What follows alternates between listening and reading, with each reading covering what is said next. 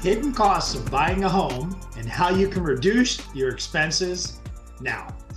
Are you thinking about buying a home? Or are you in the middle of buying a home and wondering if there are things that you haven't considered when it comes to additional fees and costs? Well, in this video, we will be sharing the hidden costs of buying a home, as well as sharing tips that may help you save a bit of money as well. I am Dr. Ron Repacy, your real estate doctor, and I love to put out educational material and tips and tricks to help you all out. On top of that, I love living in Naples, Florida, and I know you will too. If this is your first time on my channel, I want to welcome you. And if you've been here before, I want to say thank you for coming back and spending your time with me. This may not be the biggest surprise to say that there can be a lot more to buying a home than just the purchase price. The goal is to help you be prepared when it comes to not only what you can expect and to eliminate surprises, but also we want you to be prepared so that you can budget for it. I want you to make sure that you maintain reasonable reserves just in case an unexpected expense pops up. None of us enjoy dealing with and paying for unexpected expenses like repairs, but it's a whole lot easier to manage the emotions and the inconvenience of it all when you are financially prepared. Home ownership is much different than renting and living in a home that you do not own. Being a homeowner can be amazing, but you will need to be prepared, as owning your own home will require budgeting and planning for unexpected things, just like the day-to-day maintenance costs. Let's go ahead and discuss some of the hidden expenses and ways you may be able to save or cut down on some of the home expenses as well. So first up is pre-closing and post-closing costs, which are expenses directly related to purchasing your home. I first want to place in your mind that once you've made the dreaded down payment, your costs have not come to a halt.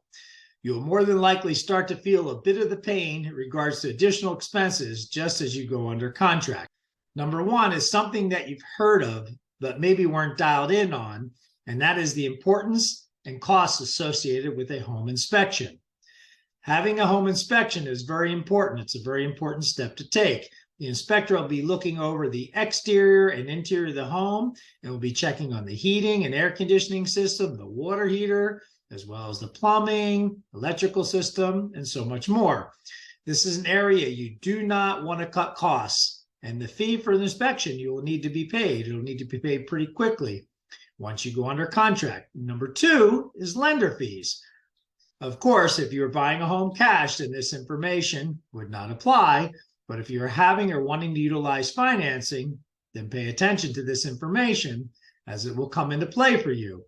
There are unfortunately several fees associated with obtaining a loan. You may see fees for things like credit score, appraisal fees, commission fees, and more. You'll want to work with a lender that you trust and one that's upfront in laying out and explaining what these fees are and what they look like and what's involved. Number three is the attorney and title fees. Now, in Florida, you do not have to use an attorney, but in my opinion, it's a very good idea. You most likely will have several questions, and you may have contract questions as well. And although a real estate advisor can be a good resource, we are not attorneys, and so we cannot give legal advice.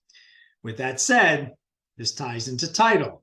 You can work with a real estate attorney separately, but many times title companies have real estate attorneys on board. And so you may be able to get questions and legal advice answered for very little or even no extra charge. Either way, you'll be working with a title company so that you will make sure that there is clear title and hopefully no outstanding liens or permits on the property, and thus ultimately getting the home placed in your name as you become the new homeowner. Make sure you have a title company review the various fees with you that you will tend to see at closing. There can be fees like settlement fees, transfer fees, recording fees, title search, as well as title insurance fees, and possibly a broker transaction fee, and a condo special assessment fee, and more. Sounds like a lot, right? Well, it can be. So make sure you understand and review the closing costs associated with purchasing a property. Number four is escrow fees and adjustments. The title company or real estate attorney will be receiving the escrow deposit monies and making sure that these monies are dispersed properly to the seller at closing. The escrow officer or title company will be making adjustments for things like the HOA fees, if there are any, taxes and insurances, as well as the seller's mortgage, if any there as well. If you're wondering what accounts for escrow fees, it can be based on the purchase price and can vary from company to company. You'll want to talk with your title company as well so that they can explain the fees and provide you estimates of these fees, like the escrow and title fees, very early on in the process. Number 5 is interest. Of course, we all just love paying the interest on our loans, don't we? Unfortunately, the banks want to make their money too, and so you may incur some upfront interest on your home loan from the closing date up to the first date of the loan payment, or maybe the first day of the upcoming month. That may depend. Number 6 is utilities. Well, we're all aware of this, right? Yeah, of course we are. We all have utilities to pay, such as electric, but sometimes when you're in a new area, the utility companies require a deposit to activate your account. You'll just love that. And if you have used their services before, or you're a current customer, then possibly they may waive that deposit fee. Generally, the deposits will be refunded to you over a period of time, but nonetheless, it's just another expense that could pop up and surprise you. Number 7 is insurance. Once again, if you're taking out a loan, then the lender will require that you purchase and maintain homeowners insurance. And many contracts will state that if you fail to maintain proper insurance, then they can call the loan paid due immediately, and that's not a good thing. Of course, it's always a good idea to shop around, and living in the Paradise Coast can be a bit tricky these days, as several insurance companies have pulled out of the state due to flooding and storm-related conditions. Shopping around is not necessarily a fun thing, but it could save you quite a bit of money in the end. Number 8 is home warranty. Having a home warranty not only can save you a lot of money, but it can also bring peace of mind, knowing that repairs to appliances and things like your air conditioning are covered. Without a home warranty, these repairs can add up very quickly. You can many times negotiate with the seller to provide a 1-year home warranty, but either way, having a home warranty to protect your major appliances is most likely a very good idea. Again, all things relative. If the home is new and many of the appliances are under the manufacturer warranty and you're willing to set aside monies for labor and repair costs, etc., then that is something to consider. But in most cases, it's hard to beat the benefits and peace of mind that having a home warranty service on board affords. I have used Home Tech here in Naples, Florida for years, and I have to say they are pretty fantastic. Number 9 on my list is taxes. Yes, I said it. Your favorite of the day. Well, unfortunately, depending on the month of the year you close on this home, you may have to pay more or less in upfront taxes.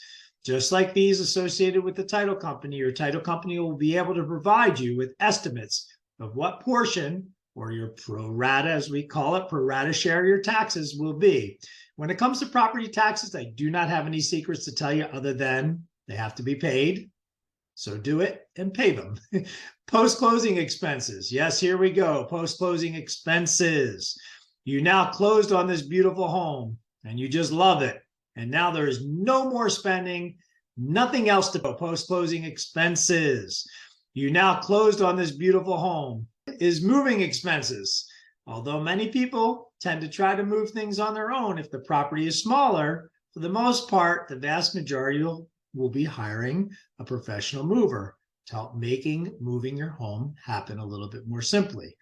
Of course, this comes with a cost, right? Professional movers can cut down on some of the hassle of moving and stress, but the cost can add up to the added list to your expenses. And again, you could move yourself if possible, and that may save you a bit of money. Number 2 is appliances.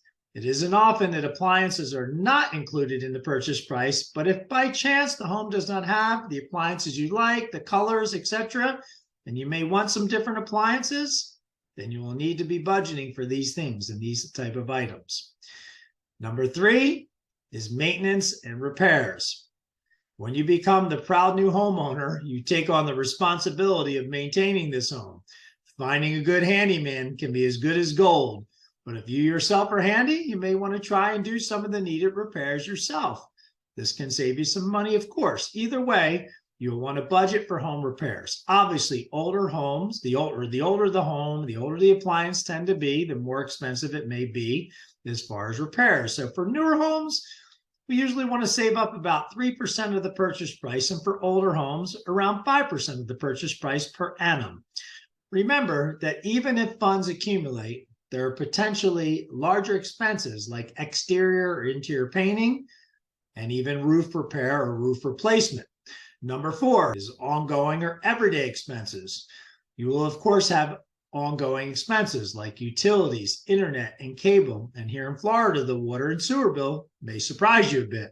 You may also have HOA fees and possibly lawn care and pool maintenance costs as well. The HOA fees are paid quarterly, and you will enjoy the fun of the annual expenses like your taxes and insurance. They're always the fun ones, right? It is always a good idea to have reserve or an emergency fund for those rainy days as well, and that could look like something like 3 to 5% of the property value as an example. Number 5 is home improvements. You are now in this home, and yet you want to make it your own. You want to make it yours. This could be something as simple like painting, as I mentioned, or maybe involving something like replacing countertops or even flooring or remodeling the bathrooms, etc. You may be considering adding on to the property like a deck, a fire pit in the back, or maybe an awning, etc. Here in Florida, there could be also things like hurricane shutters to consider, or simply it might be changing out carpets in the bedroom that you just don't like. Keep in mind that these things can be stretched out over time, so not rushing to do everything all at once could help a little bit in ways to save financially and also cut down on the mental stress as well. There is just a whole lot to home ownership, and there can be many more expenses than I mentioned here. And some things you'll want to do on your own, and with others, you simply will be needing professional help or professional installers, for example. Some of the more immediate services you'll be having to think about is something like house cleaning, security systems, lawn and pool maintenance, and maybe pest control. There will be others, but you will learn as you go along what these might look like as things arise. Well, I hope that this was most helpful, and now you are much more prepared to pay off the hidden costs associated with buying a home. And if you're thinking of buying or selling your home here in sunny Southwest Florida, feel free to reach out to me, as I would be happy to help, of course. There are many things to consider, and many things tend to be misunderstood. And so I always hope that this content is very helpful in your real estate journey. As always, thank you for watching your Real Estate Doctor channel. Please like, that's always appreciated, and subscribe and hit the notification bell. You may enjoy some of my other videos that I attach in the description below. As you drop down to my description, you will see a link that says, should I do a home inspection before I purchase the new home? Again, it's a link to one of my other videos. Should I do a home inspection before I purchase a new home? Feel free to send me out comments. You can reach me at 239-331-5886. I am Dr. Ron Repasy with Realty One Group.